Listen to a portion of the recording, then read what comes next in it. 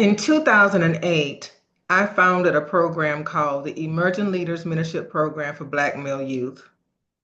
I also served as the executive director. The purpose of this nonprofit program was to provide a proactive and holistic approach to preparing Black male youth to be leaders in their homes, schools, communities, and future professions. We targeted ages 13 through 15.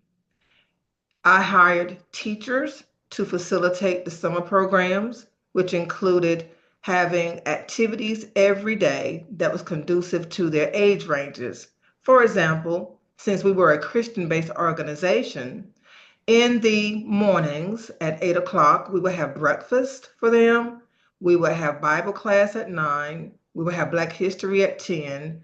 And then for the remainder of the days, we would have different guest speakers to come in and talk about different professions, talk about their lives, talk about ways that the boys could stay out of trouble. Because again, we were a proactive organization, which meant we enrolled young men or boys who had not been in trouble in school, who had not been suspended or expelled, and were maybe on a track to making poor decisions.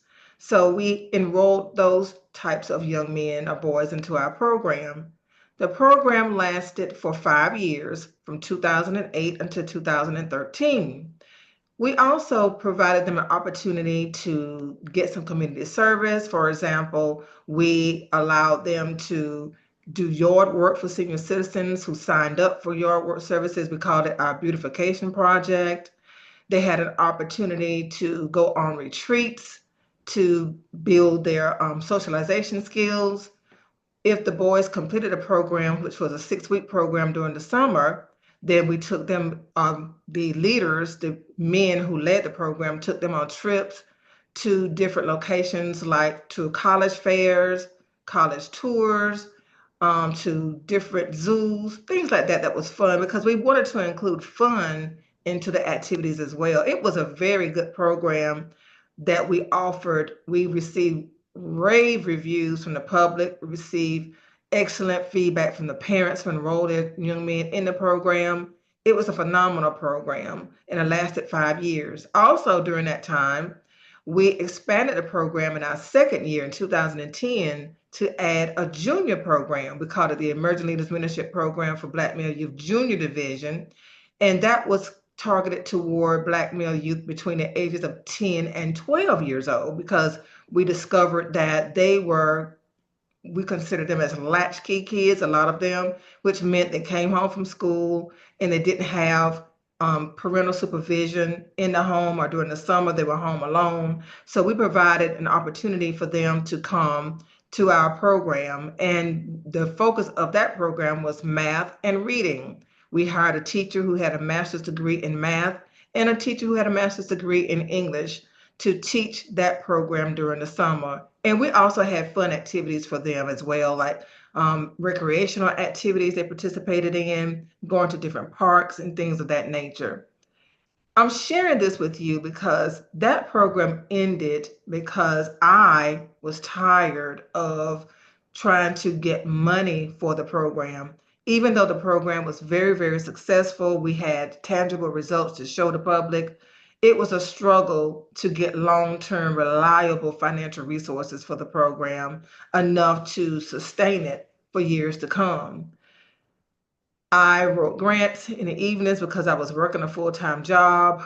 Like I said, I was the executive director, so I didn't have direct contact with the young boys who participated in our program. Some of them didn't even know who I was, even though I was the founder and executive director. But I worked behind the scenes to make sure that everything was in order. For example, our liability insurance.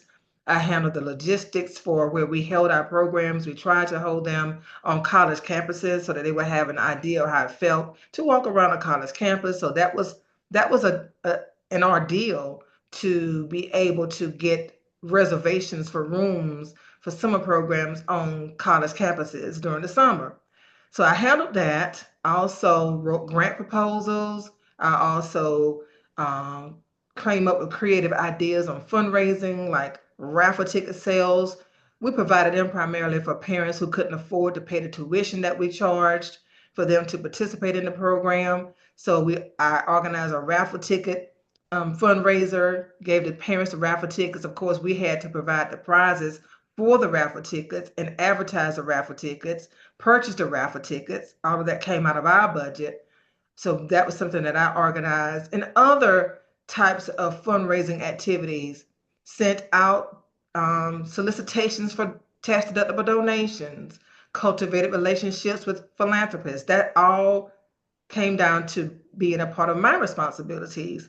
And I just burned out. Not only did I burn out after 5 years of doing that work, the people who worked with the program also burned out because we needed money and we needed it consistently. There were times when we didn't have enough money in the budget or in the bank to make payroll. And I would have to share that negative news with the people who worked hard every day in the program that I couldn't make the payroll. Not one person quit, not one person became agitated. They just said, okay, we're on a mission. This is a higher calling for us. We're going to do it and we're going to just wait to be paid. But that was a very, very stressful time for me as the executive director to have to tell people who work hard every day, providing a valuable service, that we don't have the money to make payroll this time. We'll have to pay you at a later time, which I always did, but that was stressful because it meant I had to work even harder to get the money to come in. I received grants. The grants were funded. Most of them were funded, and that's excellent. But as soon as money comes in, money goes out because we had to pay for the facilities for them to be during the summer on college campuses. They had to eat. We had to buy the food for them to eat, transportation to different places, fun activities, things like that adds up. And then, of course, payroll. We paid people. Now, the very first year in 2008, they worked for free. The people who worked in our program didn't get paid, but that's not fair. So we decided to try to provide salaries for them during the summer. And again, we worked with teachers because they were out of school during the summer. Nevertheless, in addition to the summer program, they would also meet with them during the time in which these boys were in school. On every other Saturday, they would have brotherhood meetings at a library, and I would reserve a space at the library in a conference room for them to meet, to have those brotherhood meetings. And then on Tuesday and Thursday nights, they would call into a conference call with the teachers to talk about how's your day going, how you're doing in school, are you demonstrating manners, give us some examples of that. All of that was done because I leveraged my skills as a former high school teacher. I leveraged my skills as a person who can create lesson plans for that age range. I also leveraged my skills as a curriculum developer or an instructional designer because I was working in banking and that's what I did for my daily job. I developed learning solutions or online training for my peers in the department in which I worked in the banking industry. So I had the skill set to create this program, even though I never would have sought to do this program. It's a godsend, literally. God placed this program in my heart because there's no way I would have done it otherwise.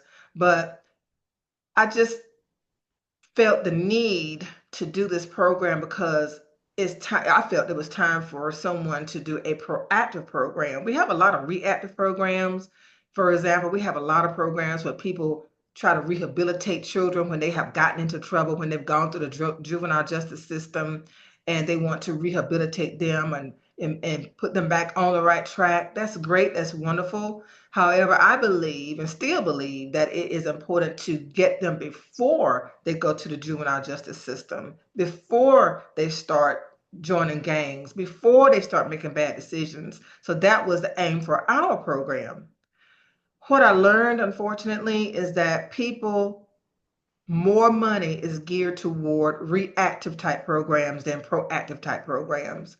And that's unfortunate because you will save so much money. It's cheaper. It's less money to be proactive than it is to be reactive. It costs less money to prevent a young man from making a poor decision than to try to rehabilitate one from having gone through the juvenile justice system and then trying to rehabilitate them because it takes more work to do that.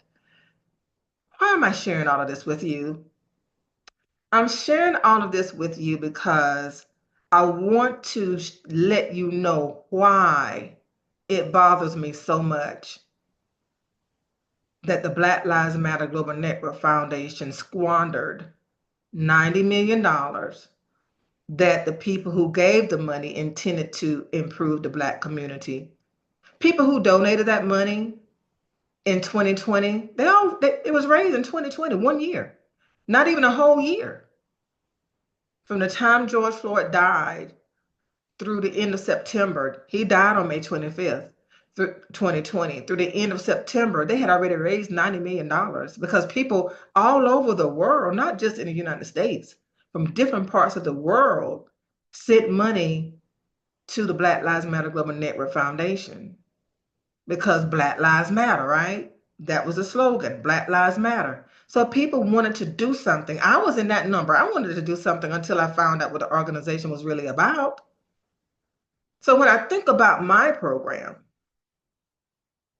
and I think about how hard I worked, how hard the team worked to do good work, legitimate work, and we struggled to get money on a reliable basis to the point where we had to close shop in December 2013.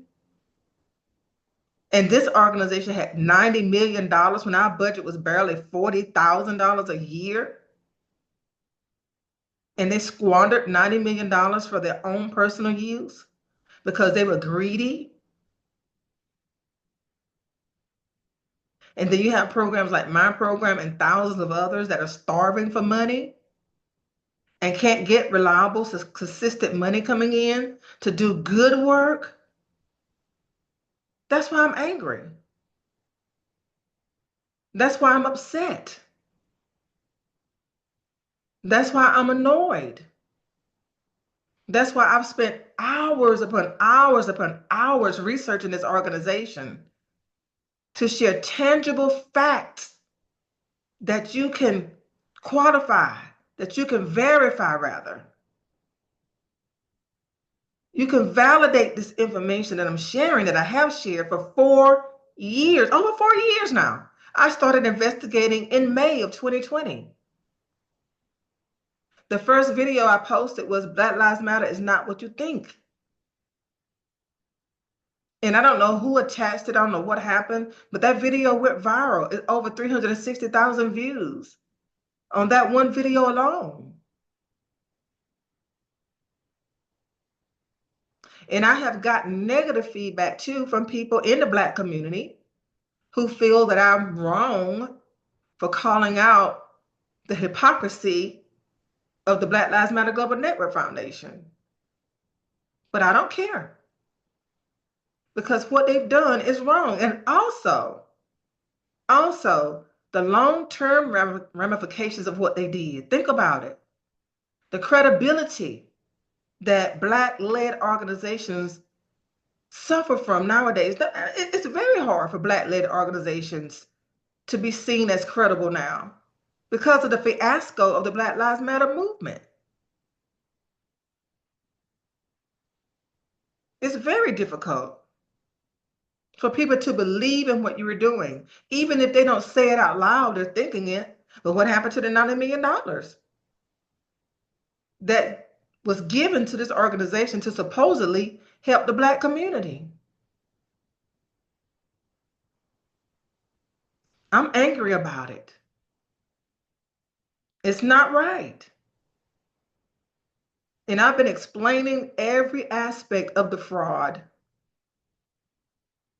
From the leadership, how the money was spent on mansions, how the money was spent on a mansion in Canada for Patrice Concouleur's wife to manage a division, the Toronto division of the Black Lives Matter movement. How she gave $2 million to a friend of hers who was also serving as a member of the board, which is a conflict of interest. There's so many videos I have posted about this organization. How she picked and chose 32 LGBTQIA organizations to receive over $21 million total. She handpicked those organizations. Why? When I investigated each and every one of those organizations, only 3 of them had a bona fide 501c3 status. Where did the money go? There's no accountability. And when I examine the Form 990 information return, which shows where the money is supposed to go, it makes absolutely no sense. I've pointed out over 30 red flags, and I'm not even done with the entire Form 990 information return yet. You can find the results of that in the videos that I've shared, in the playlist, Form 990 playlist.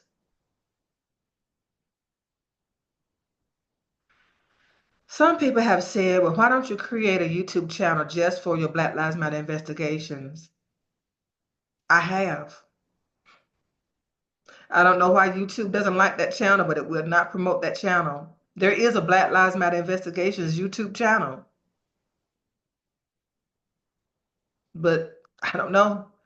It's been there for years, and I post things out there. I've been posting more lately, but it doesn't have any traction. I don't know why YouTube just doesn't like it.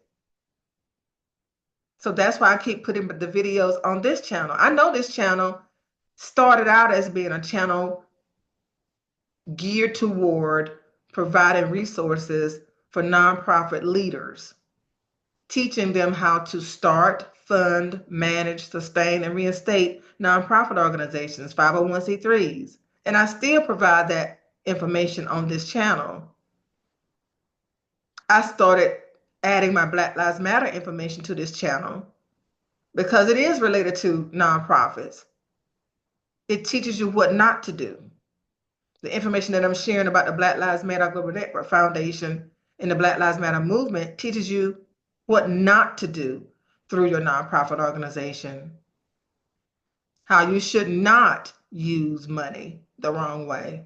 So I still believe that it's a relevant topic for this particular channel, Susan Woods Nonprofit Solutions. But I wanted to tell you, give you an idea as to why this bothers me so much, because we needed money. We could have done so much with money with the Emerging Leaders Mentorship Program for Black male youth. There's so much work we could have done. And the most important thing that I wish we could have done was implemented a succession plan.